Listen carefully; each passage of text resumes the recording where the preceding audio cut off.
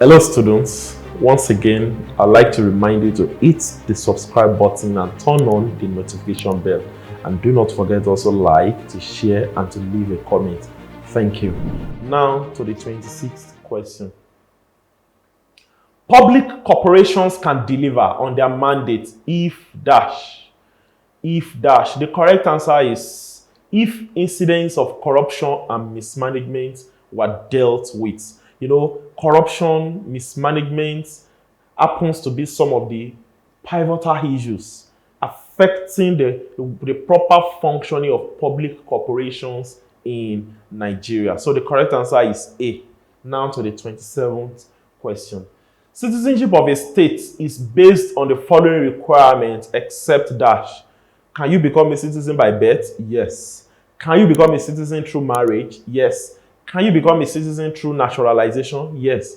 The only thing that cannot confer citizenship on you is education. So the correct answer here is C, education. Now to the next question.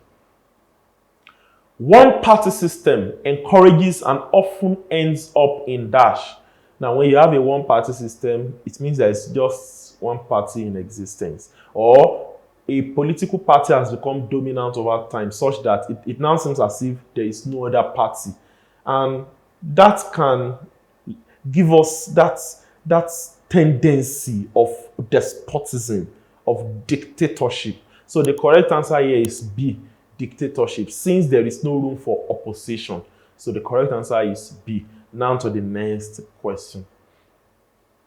Which of the following tools is not used by prayer groups to achieve their aim? Now, I've said it earlier that prayer groups refers to organized groups that are involved in the process of aggregating the interest of members to lobby, for the formulation of policies for the benefit of their members. Do they contest for election? No. They only exist to agitate and fight for the interests of their members. Now, how can they carry out such? Can they go on strikes? Yes. NLC, TUC, they will go on strike. Can they carry out demonstrations and boycotts? Yes. But will they contest elections? No. So the correct answer here is C, elections. Now to the next question. Frequent military coup d'etats which topple elected government negatively affect and stall dash. It will affect and stall democratic gains. Under democracy, under civilian rule, citizens are entitled to fundamental human rights and so on and so forth. When those rights have been guaranteed and respected over time, and suddenly there is a coup d'etat, military governments don't govern according to the constitution. They govern by the use of edicts and decrees. So the rights of the citizens are not essentially guaranteed under military regime. So the gains that have been recorded under civilian or democratic dispensations will be eroded, will be affected, will diminish under military government. So the correct answer here is D. Now to the next question. So before I take number 31, I would like to remind our viewers that you should hit the subscribe button below and also turn on the notification bell. And please do not also forget to like, to share, and to leave comments. Thank you. Now to the 31st question. How beneficial is delegated legislation to the democratic process? What is the importance of delegated legislation? Now, what is delegated legislation? Any law made by a non-legislative body is called delegated legislation. Who should make laws? Legislature. If the legislature is not making laws, if any other body is making laws, the laws of such other bodies are called what? Delegated legislation. So what is the importance? The correct answer here is that it permits handling of certain aspects of legislation by technocrats. Actually, this none shouldn't be there. So there are some matters that cannot be completely handled by legislative members that they need to be referred to technocrats under the civil service. So the correct answer here is what? D. So now to the 32nd question. Local government performs a number of functions on behalf of the central government in the form of dash. Will it be employing police officers? Local governments don't have the power to employ police officers in Nigeria. Will it be to ensure that people attend religious institutions of prayer? That's actually out of it. Will it be to mobilize resources for development? Yes. Taxes are collected at the local government. Taxes like motor rates, market rates, liquor licensing, and so on and so forth. So the correct answer here is C, to mobilize resources for development. Now to the 33rd question. In an environment of press freedom, the media plays the role of dash. In an environment of press freedom, the media plays the role of dash to articulate views of individuals. Let's keep that. To incite people to be lawless? No, they won't incite people to be lawless. To project individuals above the state? The media does not do that.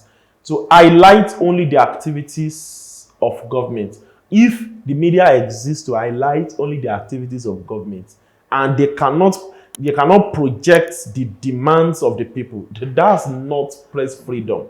So the correct answer here is to articulate the views of individuals. And now when the views of individuals are articulated, it helps the government to be able to know what the people desire, what they need. And it helps the government to tailor their project, their budget, and their plans towards the needs of the people. Now to the 34th question. Chiefs under the indirect rule system were used to carry out unpopular tasks, one of which was dash.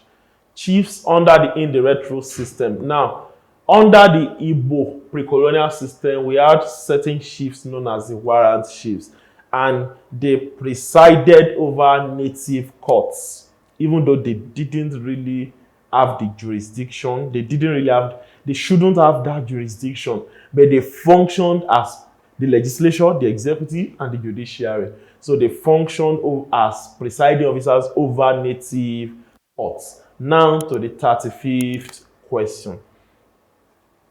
In restoring peace and security to Liberia and Sierra Leone, ECOWAS played a military role known as dash. ECOWAS deployed a military force known as dash. The crisis started in, I think, 1989, and ECOWAS had been in existence since 1975, okay? Now, there was the need to address the crisis going on in Liberia between Charles Taylor and Samuel Doe, okay, in which there were loss of lives and carnages, destruction of properties, and so on and so forth. So ECOWAS, formed something that looked like a military force in 1991 known as ECOWAS Monitoring Group. So the correct answer here is C, ECOWAS Ceasefire Monitoring Group. Hello students, once again I'd like to remind you to hit the subscribe button and turn on the notification bell, and do not forget to also like, to share, and to leave a comment. Thank you. Now to the next question. The desire for foreign investment and overseas markets had become the driving force behind many West African countries, and it underscores dash. It underscores foreign policy. Foreign policy has to do with the strategies, the tools, foreign objectives of a country as it relates to, interaction between one country and another on economic matters, political matters, trade matters, military matters, and so on and so forth. So the correct answer here is B, foreign policy. Now to the next question. Citizenship does not only go with rights, but also the performance of dash. Now, citizens are guaranteed certain fundamental human rights, yet they are also expected to carry out certain duties, certain roles, certain functions, certain obligations. So the correct answer here is C, certain obligations and duties. Now to the next question. Taking over power. Military governments disregard democratic protocols and rule, mainly by dash.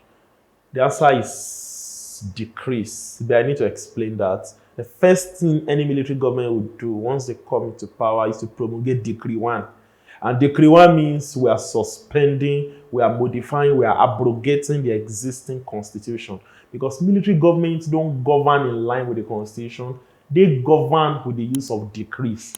At the federal military level, decrees. At the state military level, edicts. So mainly by the use of decrees.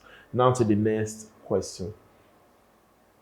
Which electoral system best suits our heterogeneous political environment? The correct answer is proportional representation. You know that proportional representation?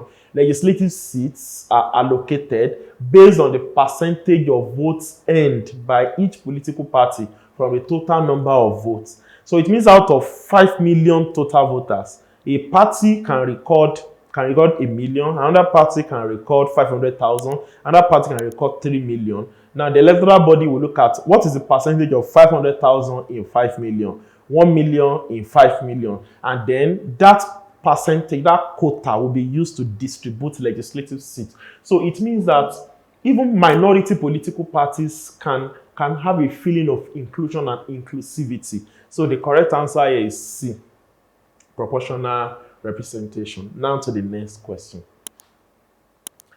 Judicial review in a democratic environment is an aspect of dash.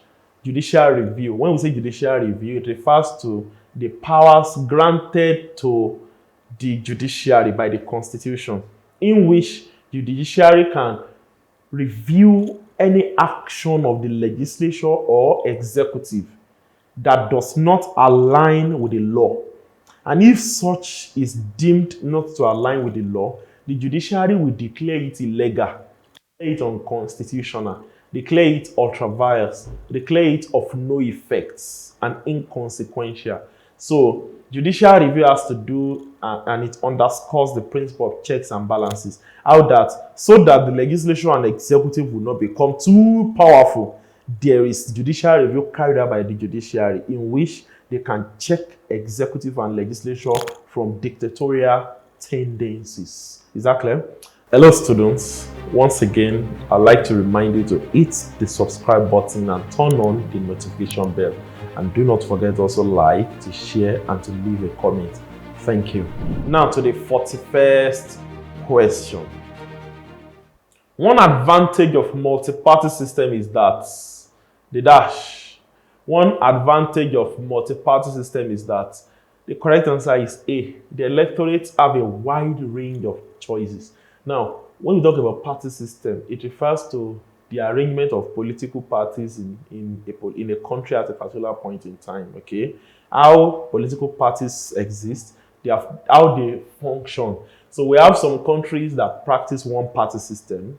Most communist states, they'll go with one-party system. We have some countries that practice two-party system. US, two-party system. UK, two-party system. And we have some countries like Nigeria practicing multi-party system. Any political party system that is more than two is multi-party system. Now, what does it afford? It affords the citizens the opportunity to have choices. So if you're not going with A, you can go with B. If you don't like A and B, you can choose Z. So it gives the electorate a wide range of choices. So the correct answer is A. Now to the 42nd question. The following factors motivated the formation and growth of political parties in British West African territories except. Now, what aided the formation of political parties and their growth in British West African territories? So we look at what those things that aided their growth and their formation. So the role of newspapers, it aided their growth. Virtually all political parties, NNDP of Abat Macaulay established Lagos Daily News. NCNC used West African Pilots, and so on and so forth. So newspapers contributed a great deal to the growth of political parties in Nigeria. So role of newspapers, then external socio-political factors also contributed. The efforts and labors of the National Congress of British West Africa, and so on and so forth, the West African Youth League, then membership of legislative council. Then the only thing there that will not be correct is improvement in communication network. So A contributed, C contributed, D contributed, but B is the odd one out. So to the next question.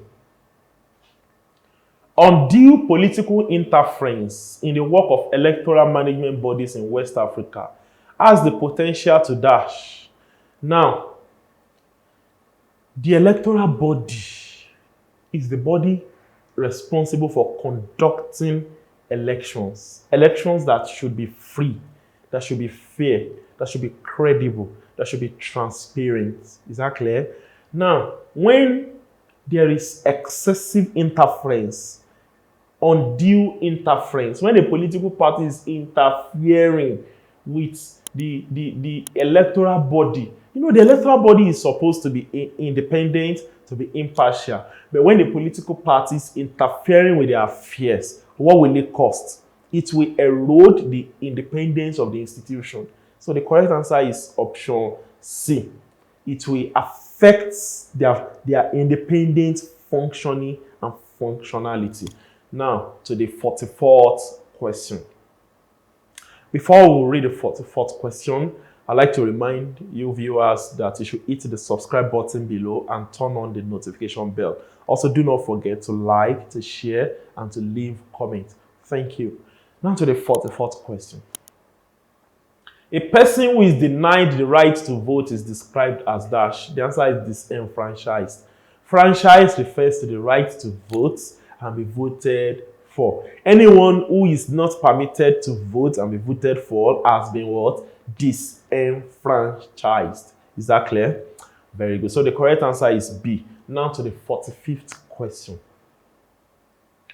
Public corporation is a semi-independent statutory body established by dash. All public corporations are established by an act of parliament under civilian regimes, okay?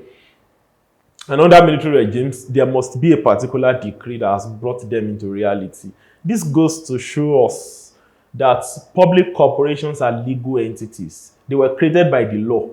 You can sue them and they can also sue you. You can take them to court. They can take you to court. So the correct answer here is A, an act of parliament.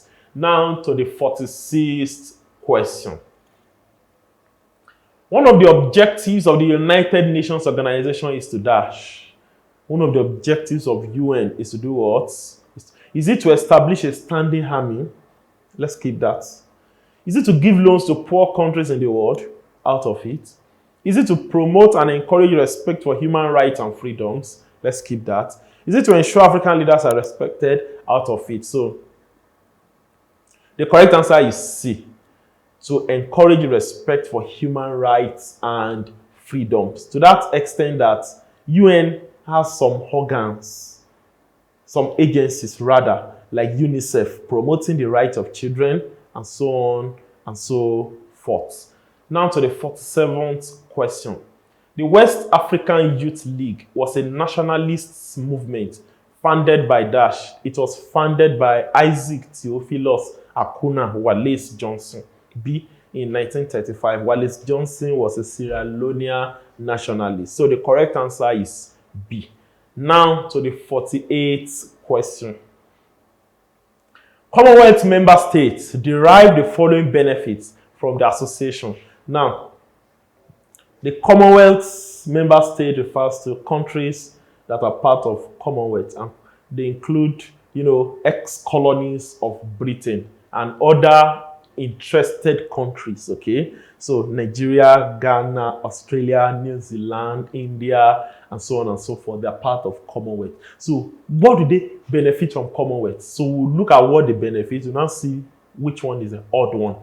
So, is there promotion of sports? Yes. From time to time, there is Commonwealth Games. Is there promotion of education? Yes. There is the opportunity of enjoying scholarship amongst Commonwealth states. Is there assistance to war-torn countries? Yes. So the odd thing here is political instability. Instability cannot be a benefit. So the correct answer is C, political instability. Now to the 49th question.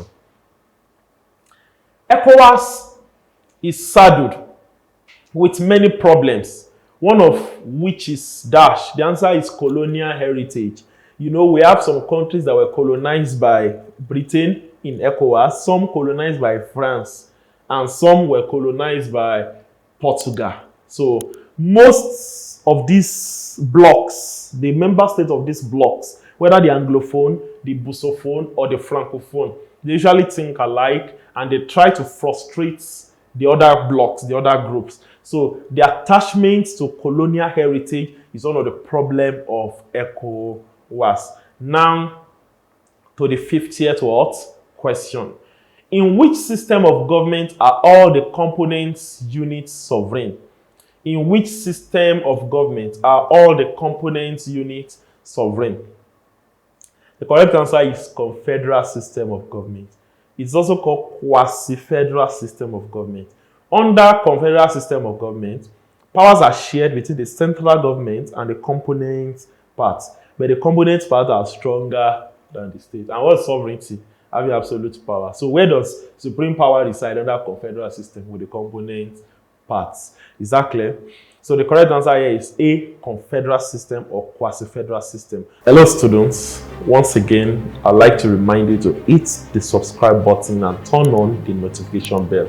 And do not forget to also like, to share, and to leave a comment. Thank you.